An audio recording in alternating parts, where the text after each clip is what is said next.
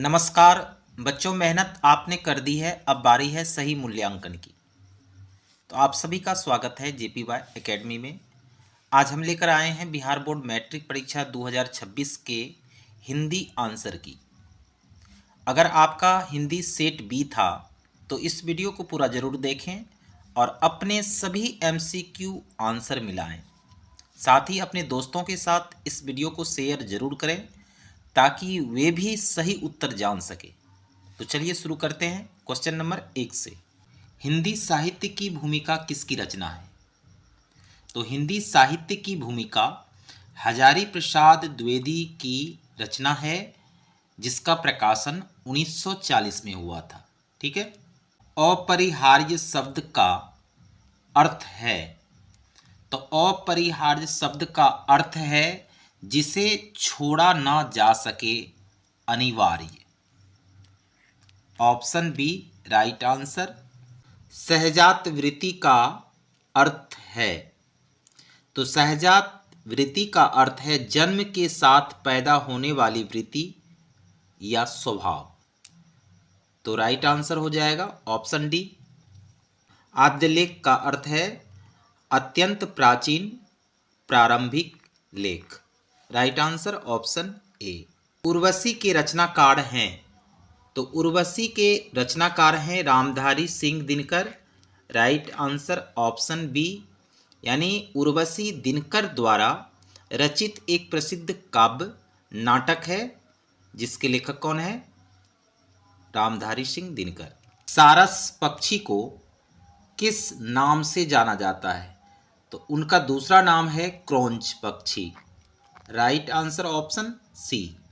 लौटकर आऊंगा फिर शीर्षक पाठ के रचनाकार हैं, तो लौटकर आऊंगा फिर शीर्षक पाठ के रचनाकार है जीवनानंद दास जी। ठीक है। शिक्षा और संस्कृति शीर्षक पाठ के रचनाकार हैं, तो शिक्षा और संस्कृति शीर्षक पाठ के रचनाकार हैं Mahatma Gandhi. Right answer option B. Bahadur शीर्षक पाठ की विधा है, तो बहादुर कैसी विधा है? एक कहानी है, तो राइट आंसर हो जाएगा ऑप्शन ए। भारत माता शीर्षक पाठ के रचनाकार हैं, तो भारत माता शीर्षक पाठ के रचनाकार है Sumitranandan Pant ji. Right answer option B. कुल श्रेष्ठ किस तत्पुरुष समास का उदाहरण है?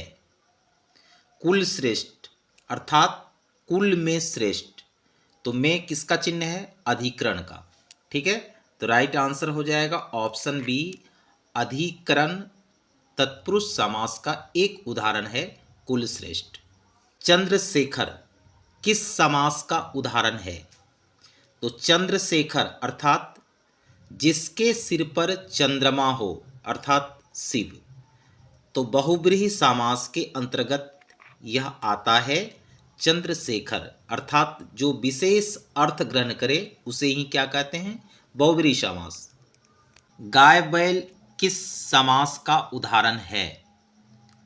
तो गाय बैल जिसका अर्थ है गाय और बैल, अर्थात इनका दोनों पद प्रधान है, तो जिन सामासिक पदों का दोनों पद प्रधान होता है वह कहलाता है द्वंद्व समास। तो राइट आंसर हो जाएगा ऑप्शन सी। बाजार विशेष का विशेषण है, तो बाजार का विशेषण होगा बाजारू। Right answer option D. नगर विशेष का विशेषण क्या होगा? तो नगर का होगा नागरिक। Right answer option D. पर्वत विशेष का विशेषण, तो पर्वत विशेष का विशेषण होगा पर्वतीय। Right answer option B. शिक्षा में कौन प्रत्यय है? शिक्षा, तो देखिए प्रत्यय शब्द के अंत में लगता है, तो अगर आप उच्चारण करेंगे तो क्या होगा? आ। ठीक है। तो इसमें आ प्रत्यय लगा हुआ है। Right answer option C. डाकू में कौन प्रत्यय है? डाकू में दुर्गौ प्रत्यय है, क्योंकि प्रत्यय शब्द के अंत में लगता है। हंसोड़ में कौन प्रत्यय है? हंसोर जिसका मूल क्रिया जो है हंसना होता है, तो इसमें जो प्रत्यय लगा हुआ है वह ओड़ प्रत्यय लगा हुआ है, हसोड़। ठीक है, तो राइट आंसर ऑप्शन ए। अवकाश में कौन उपसर्ग है? तो उपसर्ग जो है शब्द के शुरुआत में ही लगता है, तो अवकाश में अब उपसर्ग है, राइट आंसर ऑप्शन सी। निम्न में से कौन देशज शब्द है?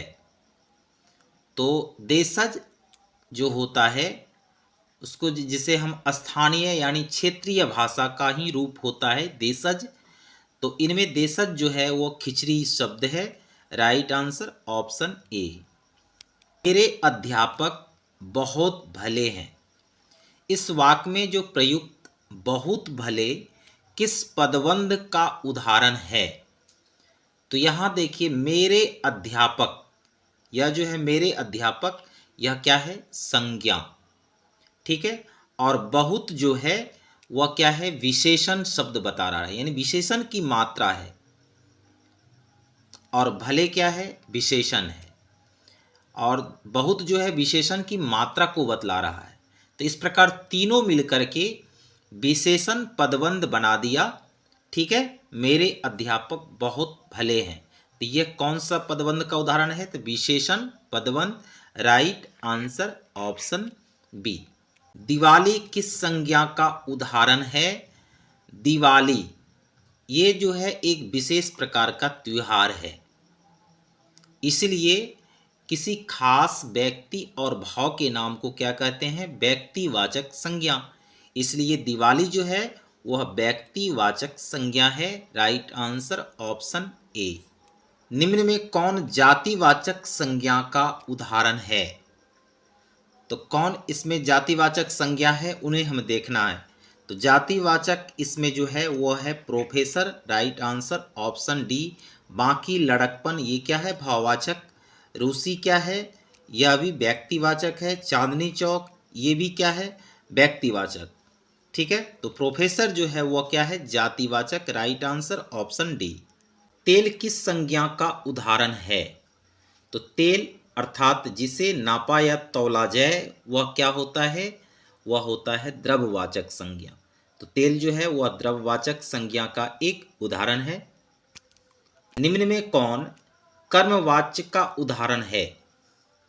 कर्मवाच्य यानी जिसमें कर्म पर जोर हो वह क्या कहलाता है? कर्मवाच्य।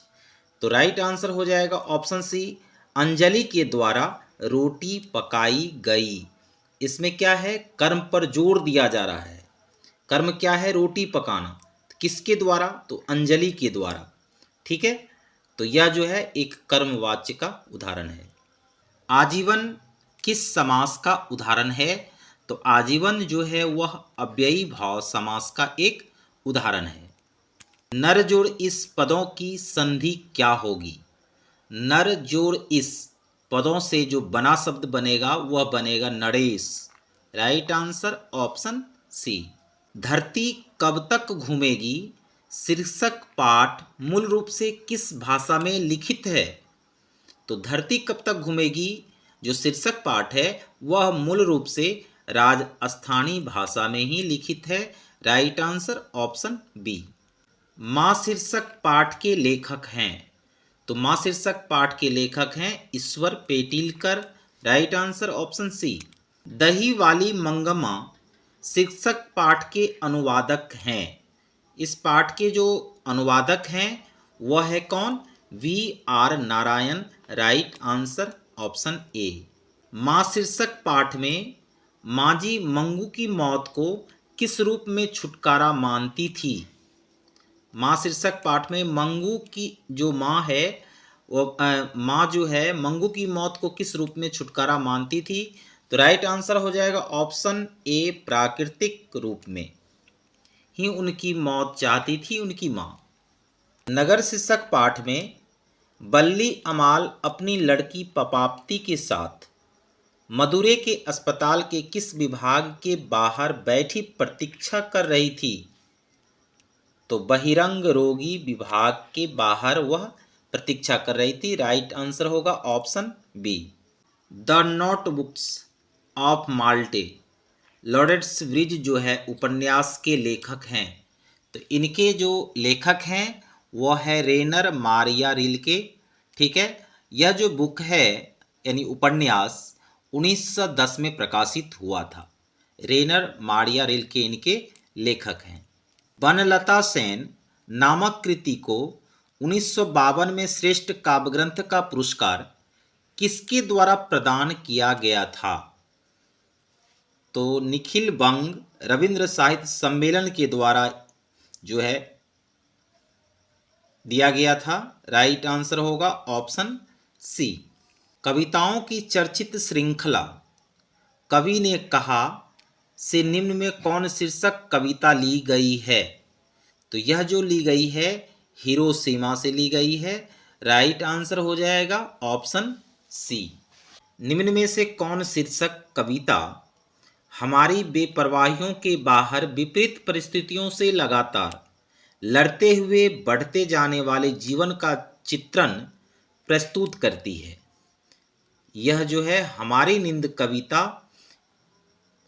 ठीक है, यही प्रस्तुत करती है कि बेपरवाहियों के बाहर विपरीत परिस्थितियों में लगातार लड़ते हुए बढ़ते जाने वाले जीवन का चित्रण प्रस्तुत करती है। कौन सी कविता? तो हमारी नींद। राइट आंसर होगा ऑप्शन ए। निम्न में कौन सम्मान कवि कुंवर नारायण को प्राप्त है? तो कवि कुंवर नारायण को व्यास सम्मान, लोहिया सम्मान और कबीर सम्मान, तीनों सम्मान प्राप्त है, इसलिए राइट आंसर ऑप्शन डी। सच्चिदानंद हीरानंद वात्स्यायन अज्ञे के द्वारा लिखित निम्न में कौन उपन्यास नहीं है? यहाँ कहा जा रहा है नहीं है, ठीक है।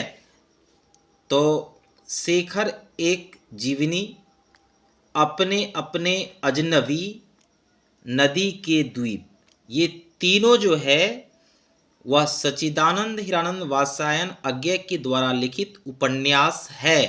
लेकिन अरे आयावर रहेगा याद जो है ये उपन्यास नहीं है, ये है यात्रा वृत्तांत। ठीक है, तो यही ऑप्शन डी जो है यह उपन्यास नहीं है। राइट आंसर हो जाएगा ऑप्शन डी। अब प्रश्न संख्या 40 है, जनतंत्र का जन्म शीर्षक पाठ में जब जनता कोपाकुल हो भ्रिकुटी चढ़ाती है तब क्या होता है? तब होता है भूडोल होता है और बवंडर उठते हैं। राइट आंसर हो जाएगा ऑप्शन डी। परिवर्तन में कौन उपसर्ग है? तो परिवर्तन में परि उपसर्ग है। सुगम में कौन उपसर्ग है? तो सुगम में सु जो है वह उपसर्ग है। इंद्र का पर्यायवाची शब्द, तो इंद्र का पर्यायवाची शब्द है पुरंदर। घर का पर्यायवाची शब्द, तो घर का पर्यायवाची शब्द होता है निकेतन। Right answer option D. आनंद का पर्यायवाची शब्द, आनंद का अर्थ होता है खुशी। ठीक है, तो प्रमोद का भी अर्थ होता है खुशी, तो आनंद का पर्यायवाची होगा प्रमोद। राइट आंसर ऑप्शन ए। गुरु गुड़ चेला चीनी लोकोक्ति का अर्थ क्या है? तो इस लोकोक्ति का अर्थ होता है शिष्य का गुरु से बढ़ जाना, यानी राइट आंसर ऑप्शन बी। बसंत आया और बाग में फूल खिल गए, किस वाक्य का उदाहरण है? तो बसंत आया पहला वाक्य है, फिर इसके बाद बाग में फूल खिल गए ये दूसरा वाक्य हो गया। दोनों को अगर मिला दिया तो बन गया बसंत आया और बाग में फूल खिल गए। यह जो है संयुक्त वाक्य का एक उदाहरण है। Right answer option D. Shubham Gopal को दूध दे रहा है, किस कारक का उदाहरण है? तो यहाँ पर कारक चिन्ह क्या है? को। ठीक है, यानी शुभम गोपाल को दूध दे रहा है, कारक चिन्ह क्या है? को। तो को किसका चिन्ह होता है? वह कर्म का होता है। ठीक है, तो राइट आंसर होगा ऑप्शन डी। माँ ने बच्चे को सुलाया, किस कारक का उदाहरण है? माँ ने बच्चे को सुलाया, तो क्या है? को चिन्ह है। को चिन्ह कर्ता के लिए प्रयोग किया जाता है।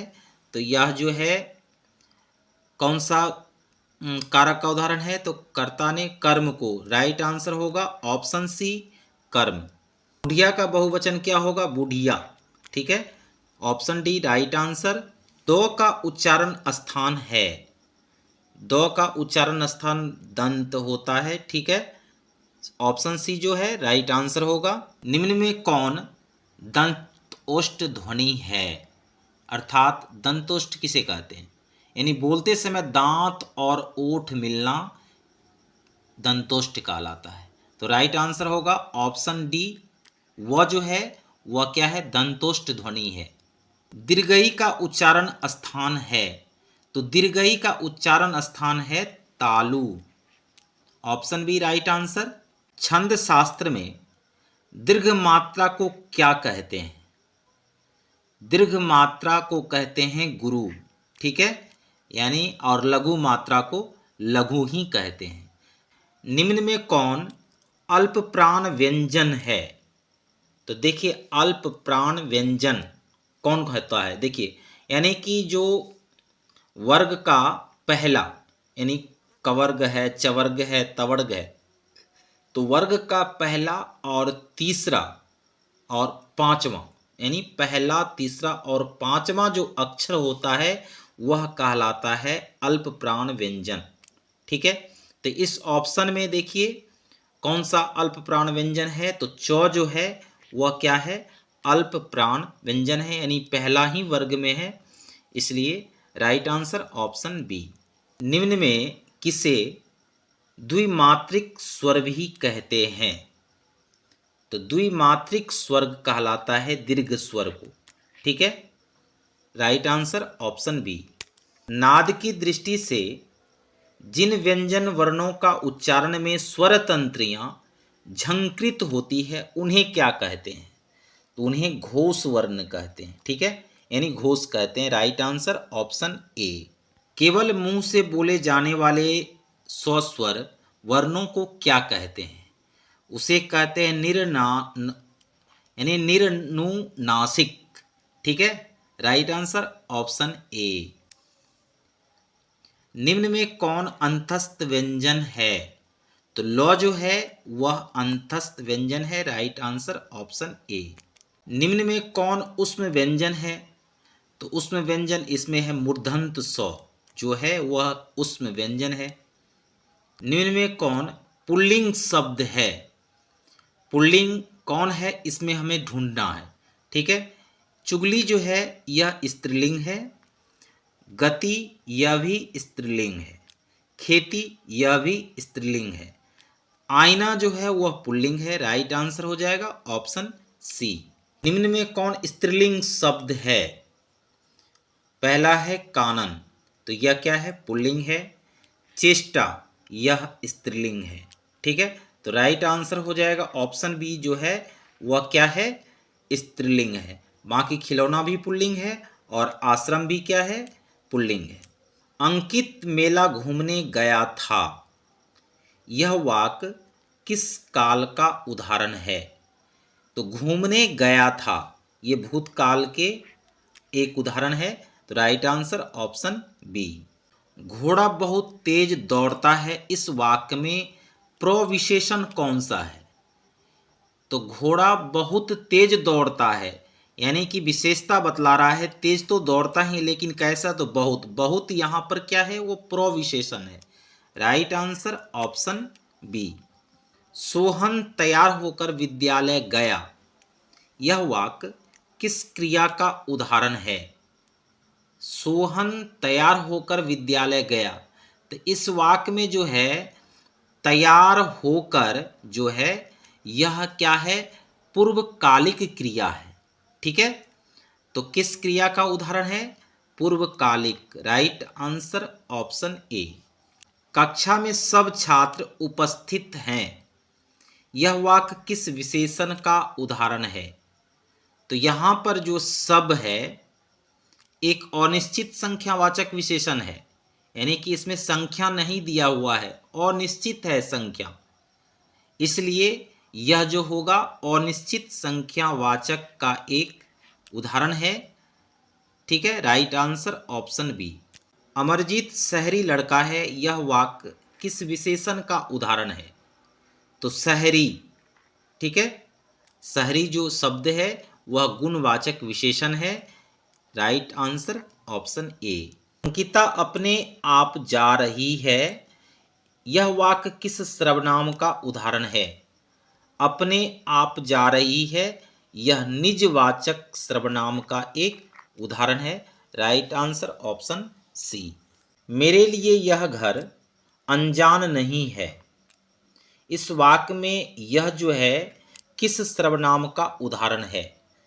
तो यह जो है निश्चयवाचक सर्वनाम का उदाहरण है। ये जो होगा वह राइट आंसर होगा, क्योंकि निश्चयवाचक सर्वनाम क्यों हुआ? तो याद रखना है, ध्यान रखना है, यह, वह, वही, ये जो होता है वह निश्चयवाचक सर्वनाम ही होता है। निम्न में कौन तत्सम शब्द है? सूर्य जो है वह तत्सम शब्द है, ठीक है, क्योंकि सूर्य शब्द संस्कृत का ही मूल शब्द है। जबकि यहाँ जो ऑप्शन दिया हुआ है बच्चा, मोर, आग, ये तीनों ऑप्शन जो है वह क्या है? तद्भव शब्द है, ठीक है। तो इसलिए तत्सम कौन सा होगा? सूर्य। Right answer option C. निम्न में कौन यन स्वर संधि का उदाहरण है? यन, यहाँ पर देखना है कि कौन सा यन जो है स्वर संधि का उदाहरण है। तो यहाँ जो है यद्यपि जो है वह स्वर संधि का एक उदाहरण है, ठीक है, क्योंकि यहाँ ई और अ मिलकर के क्या बना है? यो, यद्यपि, इसलिए यदि जोर अपि हम लिख सकते हैं, इसलिए राइट आंसर हो जाएगा ऑप्शन सी। निम्न में कौन व्यंजन संधि का उदाहरण है? तो व्यंजन संधि का उदाहरण जो है वह है अहंकार। निम्न में कौन विसर्ग संधि का उदाहरण है? तो विसर्ग संधि तो निश्चल में जो है वह विसर्ग संधि है। जिस प्रकार हम इसका अगर संधि विच्छेद करते हैं तो क्या होता है? निह जोड़ चल, निश्चल, ठीक है। जब एक व्यंजन अपने समान अन्य व्यंजन से मिलता है तो उसे क्या कहते हैं? उसे कहते हैं द्वित, ठीक है। ऑप्शन बी जो होगा राइट आंसर हो। लेने के देने पढ़ना मुहावरे का अर्थ है? तो लेने के देने पढ़ना मुहावरे का अर्थ होगा लाभ के बदले हानि, ठीक है। Right answer option C. सिर से पैर तक के लिए एक शब्द क्या होगा? तो सिर से पैर तक के लिए एक शब्द होगा अपाद मस्तक। Right answer option D. निम्न में कौन शुद्ध वाक्य है? अब हमें देखना है इसमें शुद्ध कौन सा है। ध्यान दीजिए, मुझे प्यास लगा है यह अशुद्ध वाक्य है, तो शुद्ध क्या होगा? मुझे प्यास लगी है, ठीक है। पाकिस्तान का हार हो गया, तो इसका शुद्ध क्या होगा? पाकिस्तान की हार हो गई, ठीक है। सुबह हो गया, इसका शुद्ध वाक्य होगा सुबह हो गई, अर्थात ये तीनों क्या है? अशुद्ध वाक्य है। लाश जल गई, यही जो है शुद्ध वाक्य है। Right answer option C. आरंभ का विलोम शब्द क्या होगा? तो आरंभ का विलोम होगा अंत। उत्तम का विलोम शब्द क्या होगा? तो उत्तम का जो विलोम होगा वह होगा अधम, अर्थात नीच। पंडित का विलोम शब्द क्या होगा? तो पंडित का होगा मूर्ख। कवि सुमित्रानंद पंत ने भारत माता का कैसा चित्र प्रस्तुत किया है? तो कवि सुमित्रानंद पंत ने भारत माता का यथार्थ चित्रण किया है, ठीक है। तो राइट आंसर होगा ऑप्शन सी। कवि बद्री नारायण चौधरी प्रेमघन के अनुसार किस वृत्ति का विकास चारों ओर हुआ है? तो राइट आंसर होगा ऑप्शन ए दास वृत्ति का। कवि घनानंद के अनुसार प्रेम का सिद्धांत है? तो कवि घनानंद के अनुसार प्रेम का सिद्धांत है एक निष्ठता और पूर्ण समर्पण। Option A right answer. कवि रसखान ने पठित पाठ में राधा कृष्ण के प्रेममय युगल रूप का वर्णन किया है। किस में किया है? तो दोहा सोरठा में कविरस खान ने राधा कृष्ण का प्रेममय युगल का वर्णन किया है। हरस शोक ते रहे नियारो, नाही मान अपमाना, किस कविता से उद्धृत है? तो यह जो कविता है वह है जो नर दुख में दुख नहीं माने। ठीक है, यह जो शीर्षक से यह कविता उद्धृत किया गया है। Right answer option C. Mahatma Gandhi का सबसे बड़ा हथियार था अहिंसा और सत्याग्रह। नौबत खाने में इबादत शीर्षक पाठ के अनुसार काशी किसके स्वर पर जगती है? तो नौबत खाने में इबादत जो शीर्षक पाठ है वह संगीत के स्वर पर क्या होती है? जगती है। यानी काशी जो है शहनाई के संगीत के स्वर पर ही जगती है। तो राइट आंसर होगा ऑप्शन बी। वह आदमी नया गरम कोट पहनकर चला गया। तो विचार की तरह कविता संग्रह के कवि हैं। तो इनके जो हैं कवि हैं विनोद कुमार शुक्ल। ऑप्शन ए जो होगा राइट आंसर होगा। आवन्यू में एकांत रचनात्मक प्रवास का अवसर किनको प्राप्त हुआ था? अशोक वाजपेयी को। फिर से आवन्यू में एकांत रचनात्मक प्रवास का अवसर किनको प्राप्त हुआ था? तो अशोक वाजपेयी को। Right answer option A. Birju Maharaj का जन्म कहाँ हुआ था? तो बिरजू महाराज का जन्म लखनऊ में हुआ था। परंपरा का मूल्यांकन शीर्षक पाठ के अनुसार साहित्य के निर्माण में किसकी भूमिका निर्णायक है? तो प्रतिभाशाली मनुष्यों की भूमिका निर्णायक है परंपरा के मूल्यांकन पाठ के अनुसार। लेखक अमरकांत का जन्म कहाँ हुआ था? तो लेखक अमरकांत का जन्म बलिया उत्तर प्रदेश में हुआ था। Right answer option A. Nagari लिपि शीर्षक पाठ कहाँ से लिया गया है? भारतीय लिपियों की कहानी से लिया गया है। ऑप्शन डी जो होगा राइट आंसर। नाखून क्यों बढ़ते हैं? शीर्षक पाठ के अनुसार मनुष्य के द्वारा नाखून काटने की जो प्रवृत्ति है वह किसकी निशानी है? वह मनुष्यता की निशानी है।